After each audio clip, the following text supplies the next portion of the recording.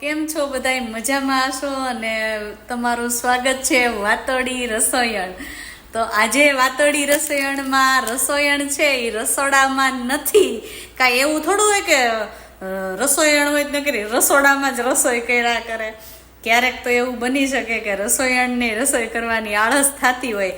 તો આજે સરસ મજાના નવરાત્રિના દિવસોમાં તમને બધાયને મારા તરફથી નવરાત્રિની શુભકામના.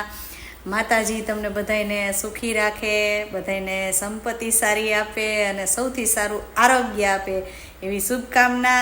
અને આજે વાતોડી રસોઈણ લઈને આવી છે રસોઈ કે જેમાં રસોઈ એણે બનાવી નથી. બન્યું છે એવું કે આજે મમ્મી દીકરાને બેયને થોડોક કંટાળો આવતો હતો અને કંઈક સારું ખાવાનું મન થયું હતું. એટલે આજની પાર્ટી છે, આજની રસોઈ શું છે ને એ હું તમને બતાવું. તો આજની રસોઈમાં છે પીઝા વિથ ટિક્કી અને ડીપ. આ શું છે દીકરા? આ કેક છે. શું છે? ચોકો બોમ્બ અને વિથ સૂપ અને સાથે છે કોકા કોલા.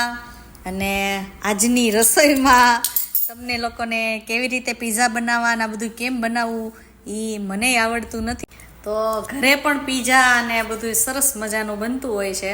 પણ મેં કીધું એમ કે ક્યારેક તો રસોઈણને રસોઈ કરીને કંટાળો આવતો હોય છે. એટલે આજે મમ્મી દીકરાએ પાર્ટી બનાવી લીધી છે કારણ વગરની.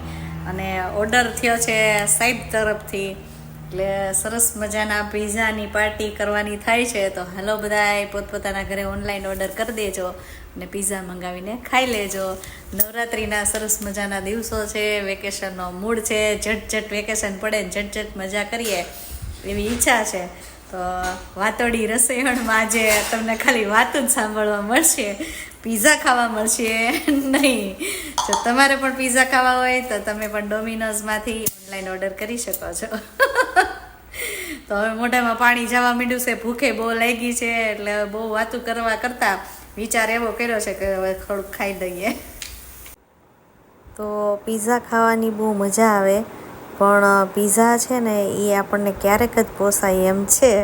કારણ કે પીઝાનો ભાવ છે એ બહુ વધારે હોય છે. પણ જનરલી મારા જેવા ચટુકડાને અને ક્રિશને પીઝા બહુ ભાવે છે.